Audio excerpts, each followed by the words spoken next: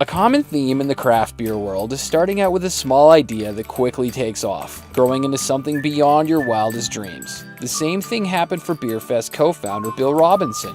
What began as a small event quickly grew beyond the local scene, attracting vendors from across the globe, and now incorporating seminars, beer judging and awards, live music, restaurants, and an expanded distillery district. There's a lot more to do than taste beers, but you can taste a lot of beers. With over 160 breweries showcasing their finest, you are more than spoiled for choice. Who inspired you guys to start this? Was it one in particular? You know what, there's a few different factors. So I remember going to like the Taste of Manitoba when I was like almost just out of high school. Yeah. And I thought, the whole concept was crazy. Like, I'm trying different things? That's really neat. Yeah. And then Rocky Mountain Food and Wine Show has been a staple in this city and now Edmonton for years. And they do a fantastic job and they have a lot of great things going on. So I remember going to that and thinking, this is really cool. And then just thinking about beer, we love beer. But we love the community that comes together around it. I think food and drink is what brings people together. It brings families together at the dinner table. It brings buddies together at the pub. Right. It's what we do when we come together. Yeah. And so we call it research, but we go to other cities for beer festivals. You go to the festival and every person will talk to you. They want to know your story. Where are you from? What's going on? And that's community to us, right? And so it's not just beer community here. Like, a lot of times when we say you don't have to love Beerfest to love, like, you don't have to love beer to love Beerfest. I'm seeing that now. Absolutely. Yeah. And with the rise of the craft distillery district and the craft distilleries in the province, that's fantastic. Yeah. You know, and you always have a couple other things, and maybe they'll come. Somebody says they don't like beer will come and they'll get talked into trying something, and all of a sudden they'll be like, oh, I like that one. And if they like one, maybe they'll like two, and that's how we'll move the needle, right? We'll get people to do that. And I always use the analogy of a hamburger. Hamburger. Right? Well, if you think about it, there's a wide range of things that are called hamburgers, right? You go to a cheap divey place and there's a bun and a pickle and a piece of meat, and you're like, that is defined as a hamburger. Yeah. But if you take quality ingredients and you go put that together like by a 4-star chef, you're gonna like that one better. They're both called hamburgers. That's beer too. That's spirits. You know what I mean? Like, there's a wide range of what it defines a beer or a spirit, you know, and that's, I think people are really wanting to know where their food and beverage comes from. They don't know our names, but they know who we are, shining through the smoke like dive bar stars.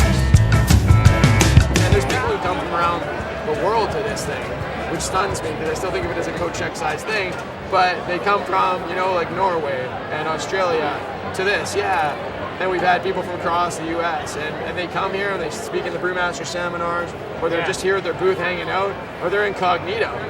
And some of them come, they're like, over the last few years, they're like, what is happening in Alberta? Because this is not happening anywhere else in the world. Not at this speed, not with the explosion of, like, the rapid growth of our industry over the last 3 years is uniquely positioned in the world. See, I thought it was crazy, but I thought we were catching up. I think we were catching up to something. Oh yeah, I don't mean we have, like, you know, there's 6,000 in the U.S. craft breweries, right? I don't mean like we're catching up in that sense, but from percentage-wise of what we had to what we have, that growth is unprecedented. Oh, that's awesome. Okay, right? That's cool. And then you think about what goes on in this province, or has gone in this province for a long time. Yeah. We export 6 million bottles of beer worth of 2-row malt barley every year, and it's some of the best 2-row malt barley in the world. Yeah. But people don't know that. I didn't know. There's distillers that they're basically contract distillers in this province and have been around for decades that make some of the best whiskeys in the world and just slap somebody else's name on it. But it comes from Alberta, and people don't know that, right? So they're surprised to hear craft distilleries are expanding in this province until I tell them that. And tell them about the barley and the malt and the history of this province. We've got Arctic glacier water, and we've got this barley and the malting, and they're like, it just makes sense that that's going on here now. Why wasn't it going on here before, right? What do you think it was? I mean, I talked to a lot of the guys, and they say legislation. Once the legislation changed, and once you could serve beer to smaller groups of people, how did it change for distillers?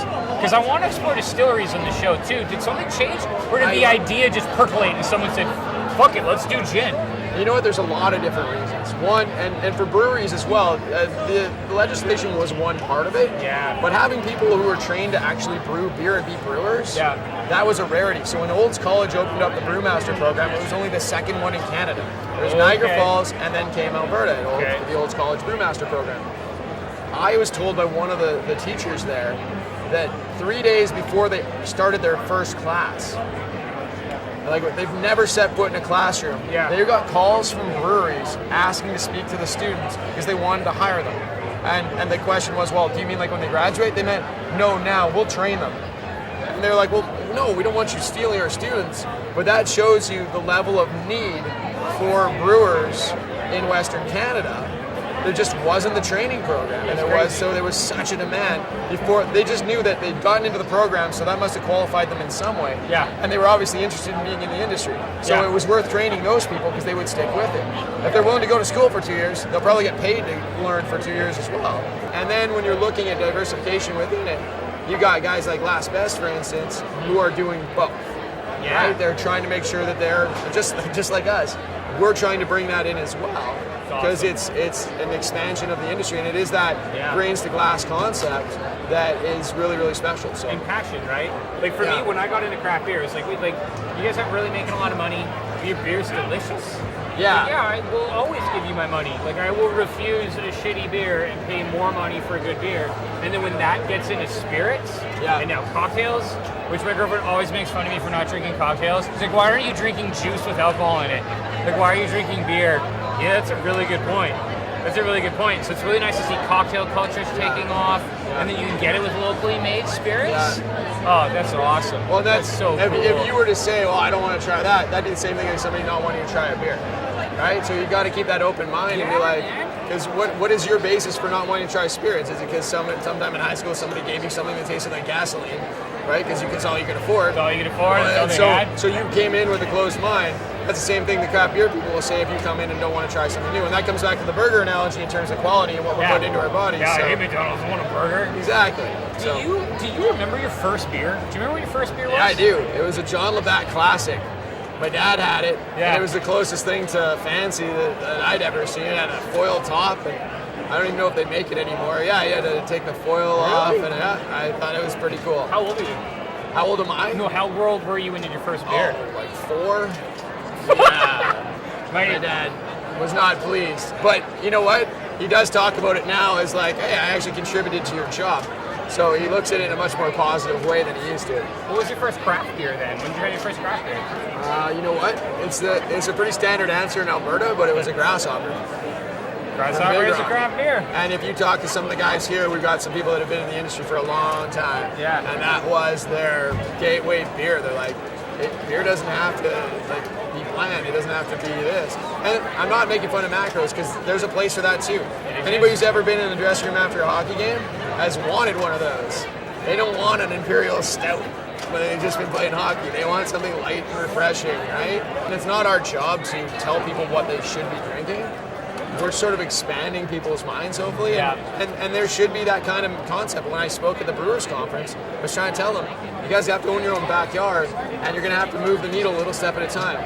If you guys all go fighting over that small percentage that are already beer nerds in this province, that's not the way to build business. No. What we should all be doing is finding something that will move the needle. You volunteer to give some beer to an event, a local event in your community. You brew a special lager for it, with maybe a hint of flavor in it, a little step up, better ingredients, again the burger analogy. They're like, hey, this is a great lager.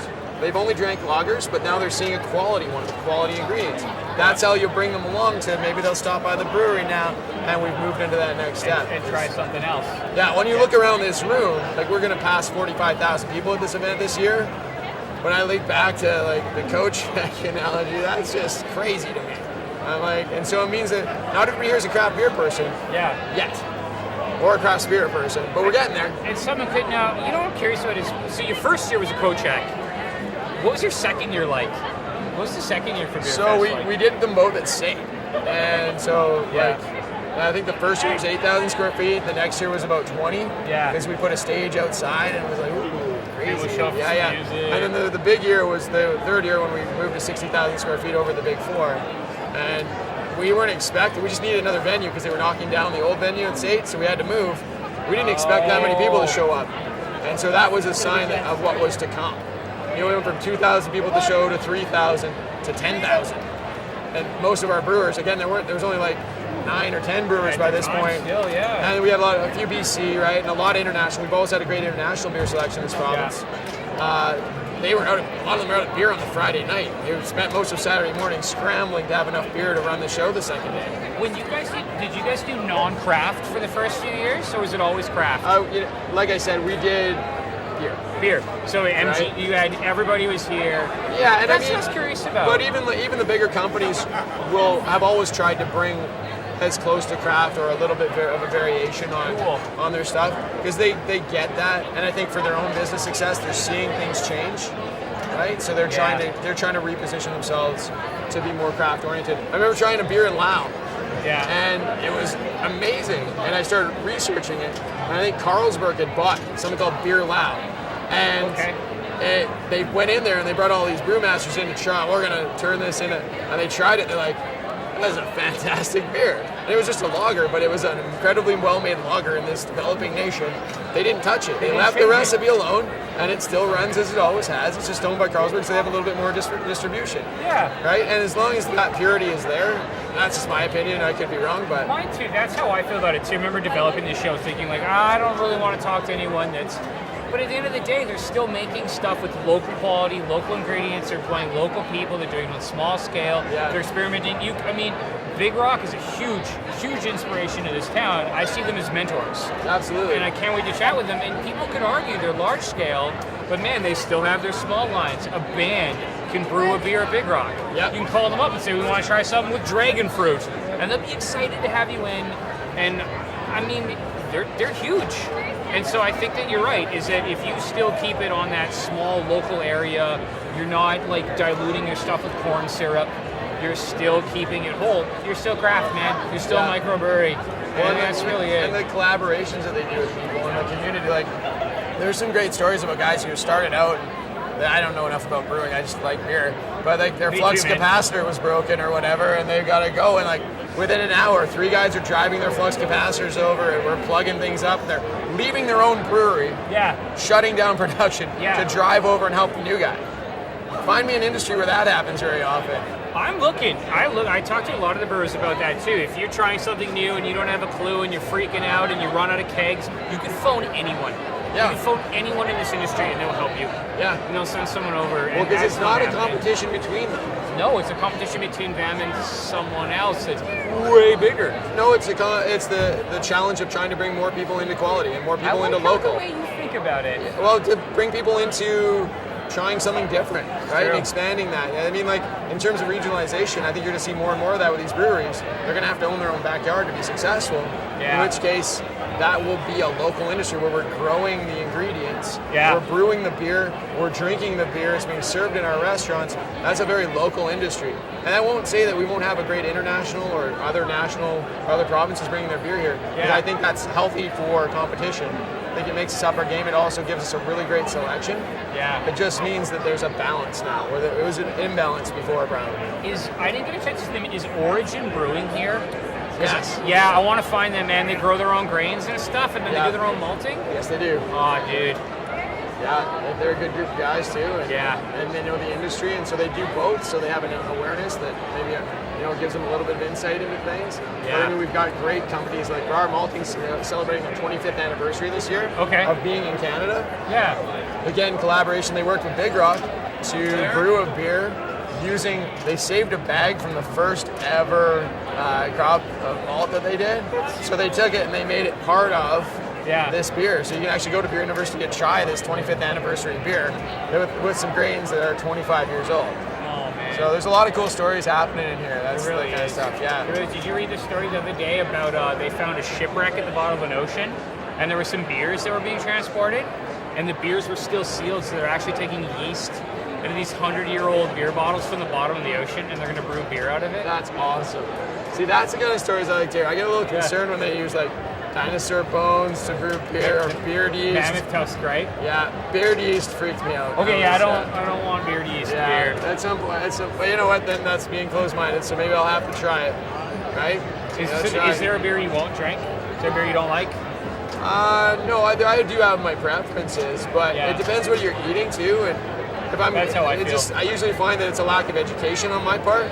If I am not enjoying a beer, it's probably because I'm not partnering with the right thing or whatever. Yeah. So that's just me. That's me still expanding my learning because as much as I know, there's still so much more to know. Cool, man. Well, I really appreciate you taking time with us. I'm glad today. you guys are down here. This is great. Oh my God, this has been so much fun. I'm looking forward to see what else, because I don't get to see everything at the festival. So you guys are going to go out and find stuff, and I'll be able to sit back and actually watch. That's pretty cool. We're going to try. We're going to keep the episodes kind of short, but... Just you're going to see stuff that I never get a chance to see, so that's really cool. Thanks for being here, guys. You're very welcome, Cheers. man. Thank you very much. Cheers. Cheers. Oh, you did drink your beer. Oh, yeah. We're in the yellow Pontiac with the dent in the door.